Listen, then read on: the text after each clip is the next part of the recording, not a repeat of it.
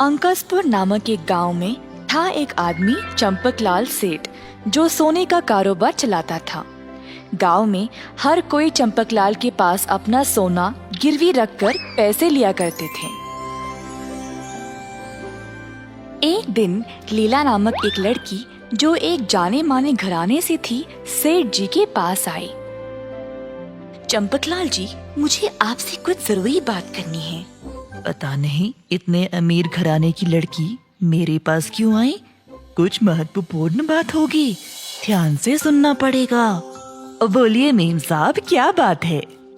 सेठ जी, इस बारे में आपको भी पता है, जब मेरे पिताजी जीवित थे, आपको पता है ना, हमारी जिंदगी कितनी अच्छी थी।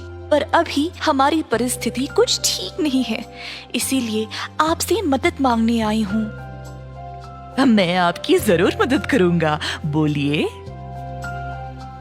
अगर हमें पहले जैसा रहना है तो हमें एक गुप्त खजाने के संदूक ढूंढना पड़ेगा, जो मेरे पिताजी के पास था। इतने सालों तक उन्होंने उसको छुपा के रखा था और अब हमें उस संदूक का पता लगाना पड़ेगा। पिताजी के अलावा और किसी को इसके बारे में नहीं पता। मैंने अपने सब नौकरों को सारे गांव में ढूंढने को बोला है। संदूक मिलने के बाद मैं आपके पास आऊंगी और आपको सब बेच दूंगी। आप उस खजाने का मूल्य देखें और मुझे उसके बराबर पैसे दे दे। वाह रे वाह, गुप्त खजाना! मेरी तो किस्मत ही खुल गई है, मुझे ये करना ही पड़ेगा। क्या सोच रहे हैं आप? कुछ नहीं मेम साहब, मैं आपकी मदद जरूर करूँगा। आपका काम खत्म होने के बाद मेरे पास आ जाना। लीला फिर वहाँ से चली गई। घर जाने के बाद उसने अपने सारे नौकरों को बुलाया। सब लोग मेरी बात ध्यान से सुनो। मैंने चंपकलाल सेठ से बात कर ली है। उसको मेरी बातों पर विश्वास भी हो गया। उसको कोई संदेह नहीं हुआ, क्योंकि मैंने स्पष्ट रूप में बात की। अब बाकी का काम तुम लोग संभालो। कमरे से सारे मटके ले आओ, नकली सोना लाओ और काम पे लग जाओ। मेम साहब, इन सब चीजों पे नकली सोने का लेप तो लगाना मुश्किल नहीं है, पर पकड़े जाने का अवसर है। मैं इतनी भी बेवकूफ नहीं हूँ। सारा नकली सोना नीचे भर के ऊपर ऊपर से कुछ असली सोना भी डाल के दे दूंगी। अब अगर कुछ चाहिए तो थोड़ा सा निवेश भी तो करना पड़ेगा ना। ठीक है मेम साहब, आप जैसा कहे हम वैसा ही करेंगे। और बस इतना ही नहीं, सारी चीजें असली सोने की तरह चमकनी चाहिए। सबने लीला की बात मानी और काम पे लग गए। लीला अपनी योजना के अनुसार काम करवा रही थी और इसी दौरान चंपकलाल ने ये खुशखबरी अपनी पत्नी को बोला कि जल्द उसको ढेर सारा खजाना मिलने वाला है। 3 दिन के बाद लीला खजाना लेकर चंपकलाल के पास गई। चंपकलाल जी, हमारे घर में एक कुआं है। मेरे पिताजी ने सारा खजाना वहीं पे रखा था। ये देखिए। लीला ने ढांपे हुए कपड़े को हटाया और चंपकलाल को सारा खजाना दिखाया। चंपकलाल भी इतना खजाना देखकर खुश हो गया।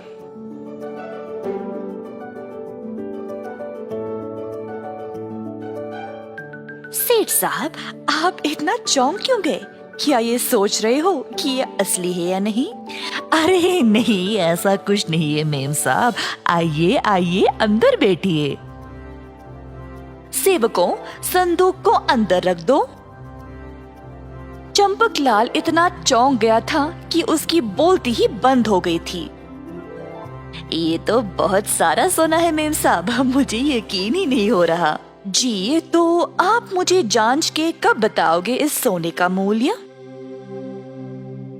अरे मेम साहब, इसको जांचने की कोई आवश्यकता ही नहीं है। बस आप इस सारे सोने को मुझे बेच दे और पैसे ले जाए। ये कैसे संभव है?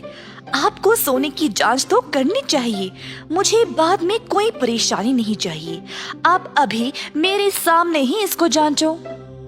जी, आपको कहीं और जाने की क्या जरूरत, मैं अभी देखता हूँ। इधर लाइए। लीला ने सेठ को कुछ चीजें दिखाई, जैसे कि एक छोटा सा मटका, एक भगवान की मूर्ति और असली सोने का हार।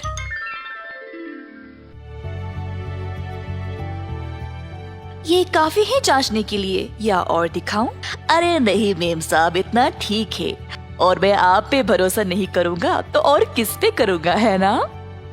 चंपकलाल ने बाकी के खजाने को जांचा नहीं और लीला को पैसे दे दिए। लीला ने तुरंत पैसे लिए और वहाँ से चली गई।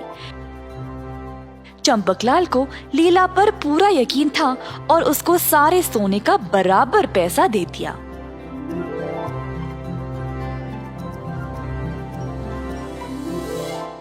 चंपकलाल ने अपनी पत्नी सरस्वती को सब बताया। वह अपनी पत्नी को दुकान पर ले गया सारा सोना दिखाने के लिए। सरस्वती इतना सोना देखकर खुश हो गई, पर उसको लीला के अलग से दिए गए सोने में और बाकी के सोने में कुछ अंतर दिखा। अब सरस्वती को शक होने लगा। असली सोना और नकली सोना बाजू में रखकर देखने पर उसमें अंतर नजर आ रहा था। आपको कुछ गड़बड़ नहीं लगा? क्या गड़बड़? जो सोना हमारे दुकान में है उसमें और लीला के सोने में आपको कोई अंतर नहीं दिखाई दे रहा। रंग थोड़ा अलग है ना?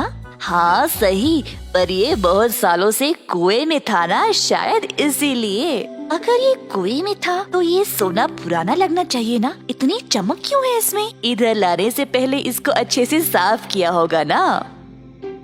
अच्छा ठीक है। आपने सोने को लेने से पहले जांचा है ना? हाँ, उसने खुद थोड़ा सोना दिया जांचने के लिए। उसने मुझे एक भगवान की मूर्ति, एक छोटा सा मटका और एक हार दिया था। उसने मुझे बाकी के खजाने को भी जांचने को कहा। मैं इतना खुश था कि मैंने बाकी का सोना जांचना जरूरी नहीं समझा। आपने यही गलती की। वो 3 चीजें मुझे जरा दिखाइए। चंपकलाल ने लीला के अलग से दिए हुए 3 चीजों को लाया। सरस्वती ने तीनों को जांचा।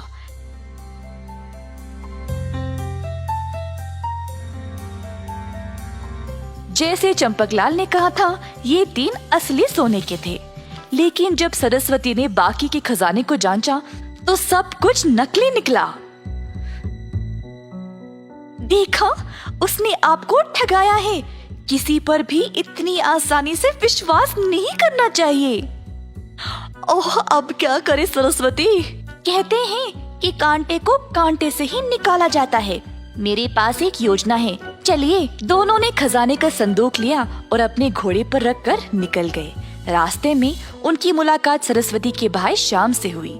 सरस्वती ने अपने भाई को सब कुछ बताया और फिर तीनों मिलकर लीला के घर गए। लीला तीनों को उसके घर की ओर आते हुए देखकर घबरा गई कि कहीं इनको पता तो नहीं चल गया। जो भी हो, मुझे इस परिस्थिति से निकलना ही पड़ेगा। लीला जी, ये मेरा देवर है श्यामलाल। जी नमस्ते। लीला जी, ये सारा सोना खरीदना चाहता है और पैसे भी लाए हैं, तो ये आपसे सारा सोना लेगा और फिर आपको पैसे दे देगा। अच्छा, तो आप चाहते हो कि मैं आपको आपके पैसे वापस कर दूं और श्यामलाल मुझे पैसे देगा, है ना? ठीक ठीक। लीला ने सारे पैसे चंपकलाल को वापस कर दिया।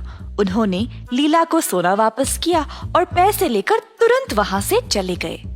श्यामलाल जी, आप ये सारा सोना ले लो और मुझे पैसे दे दो।